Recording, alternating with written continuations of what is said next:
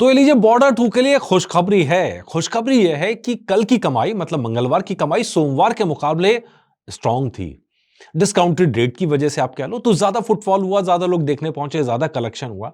तो नतीजा ये हुआ कि एक थोड़ा-सा अपवर्ड्स का एक ग्राफ देखने को मिला जो नॉर्मली ट्यूसडे के अंदर देखने को नहीं मिलता है।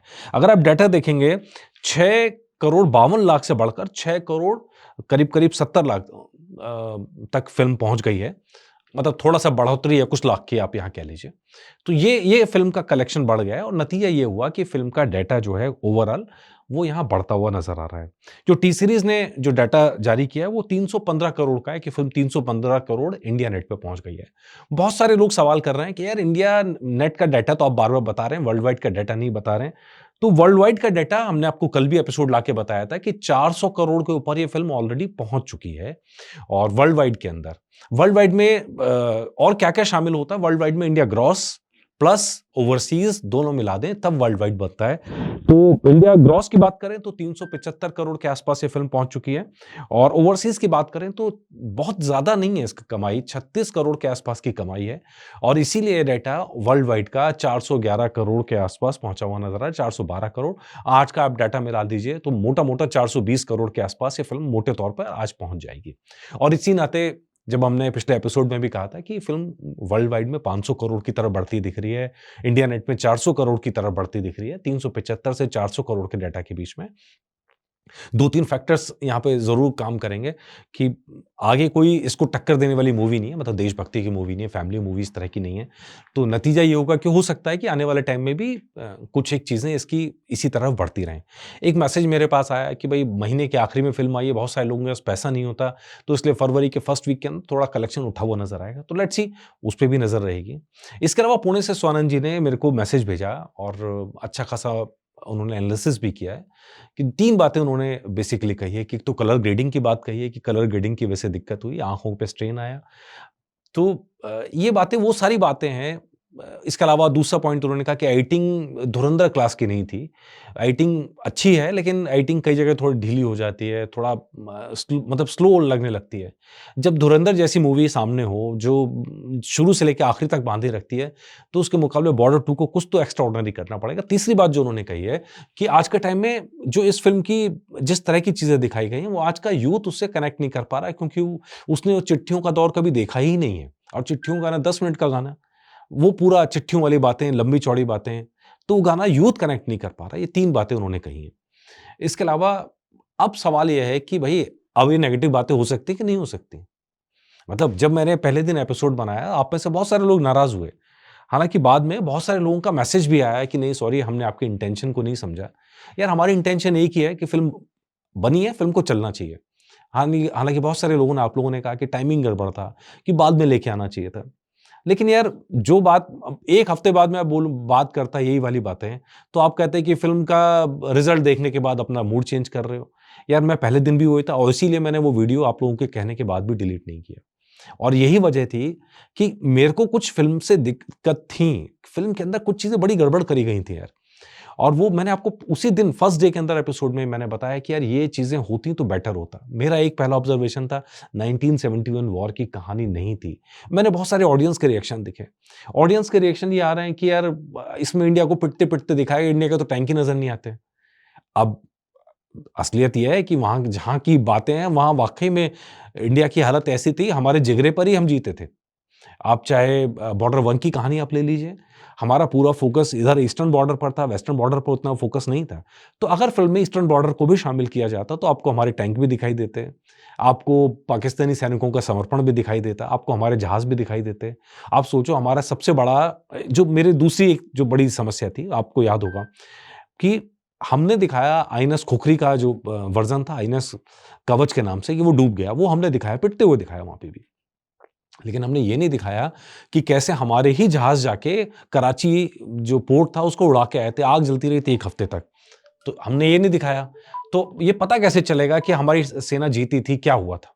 हम वो चीज़ें मिस कर गए। इमोशन पे कहानी का फ़ोकस बहुत ज़्यादा था। ये मैंने आपको उस दिन भी कहा कि इतना ज़्यादा इमोशन पे फ़ोकस था कि कहानी में एक एक जीत वाली फीलिंग थोड़ी गायब कर दी और वो कहीं न कहीं फ़िल्म के साथ नेगेटिव हो गया। डेफ़िनिटली अब लोग सब बात कर रहे हैं कि गदर 2 जैसा प्यार नहीं मिल रहा। यार गदर 2 में एक ना हीरो जीत के निकलता है। इस फ़िल्म में वैसा कुछ होता नहीं है कि मतलब जीत को बड़ा सोबर बना दिया गया है। वो जीत का जश्न नहीं आ पाता। जब आप बाहर निकलते हो वो आँसू ज़्यादा होते हैं। बस श्रद्धांजलि देने वाली फ़िल्म ज़्यादा लगती है। आज का ऑडियंस जो है, ऑडियंस के पास बहुत तरह के ऑप्शंस हैं और ऑडियंस बहुत तरह के ऑप्शंस लेके चल धुरंधर जैसी जब वो फ़िल्म देख रही है, जहाँ हीरोइक काम नहीं कर रहा है कोई भी, ठीक है? मतलब आप देखोगे, आप कोई भी एक्शन सीन आपको ऐसा नज़र नहीं आएगा कि पता लगा एक गन लेके सबको मार डाला। मतलब बड़ा रियलिस्टिक सा एक्शन लगता है और यहाँ पे तो वॉर सीन था, जो ऑलरेडी रियलिस्टिक था। हमने जब एपिसोड में बात कही तो आप लोगों को बहुत चुभी। लेकिन अब आप जाके देखिए मेरा एपिसोड दोबारा तो आप कहेंगे कि बातें सही कही हैं एकदम। यार ऐसा थोड़ी होता वॉर के अंदर कि अचानक यहाँ से हीरो निकल के आएगा, दूसरी जगह पहुँच जाएगा। वॉर वॉर फ़िल्में थोड़ी अलग तरह से बनाई जाती हैं। अनुराग सिंह ने इमोशन डालने की बहुत कोशिश की है, लीगेसी को फॉरवर्ड करने की बहुत कोशिश की है, बॉर्डर जैसा बनाने की कोशिश की है, पर मुझे लग रहा है कि उनको आज के यूथ के हिसाब से फ़िल्म बनानी चाहिए थी। आज का यूथ जिस तरह फ़िल्म से कनेक्ट कर रहा है, वो कहीं न कहीं एक धुरंधर मॉडल है कि आदमी रियलिज़्म भी देखना चाहता है बड़े पर्दे पर, जीत भी देखना चाहता है। एंड ऑफ द जब सिनेमा हॉल से बाहर निकले, तो वे एक मतलब जुनून, जोश लेके निकले। लेकिन बॉर्डर 2 ने उस जोश को थोड़ा मध्यम करा और इमोशन को बहुत हाई करा। इमोशन में मैंने आपसे पहले दिन भी कहा है, मुझे इमोशन में दिक्कत नहीं है। अनुराग सिंह इमोशन के मास्टर हैं। उन्होंने फ़िल्में जगह-जगह रुलाया, जगह-जगह हँसाया। वो सब करने में वो कामयाब रहे हैं, वो ड्रामा क्रिएट करने में वो कामयाब रहे हैं।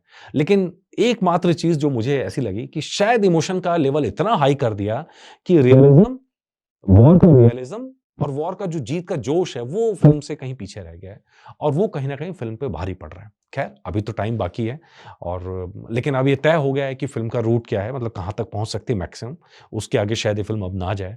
और ये बात आप सब भी कमेंट्स में मैं पढ़ रहा हूँ, अब आप सबकी चिंता नज़र आने लगी है इस बात को लेके। ये चिंता मेरी पहले दिन थी और जब मुझे मेरे खिलाफ पूरा हेट कैंपेन जिस एपिसोड को लेके चलाया गया, मैं तो फिर कह रहा हूँ, आप जाके दोबारा उस एपिसोड को देखिए और फिर मुझे बताइएगा कि क्या मैंने वो बातें गलत बोली थी। और यही वजह है क्योंकि मुझे लगता था कि मैं जो कह रहा हूँ, मैं बिल्कुल सही कह रहा हूँ और वो मेरी राय है और मेरी राय फ़िल्म की बुराई के लिए नहीं थी। उस एपिसोड के अंदर भी मैंने बोला कि भाई जाके आपको फ़िल्म देखनी चाहिए। स्टिल मैंने कहा कि फ़िल्म देखनी चाहिए, फ़िल्म के अंदर बहुत कुछ ऐसा है जो देखे जाने लायक है।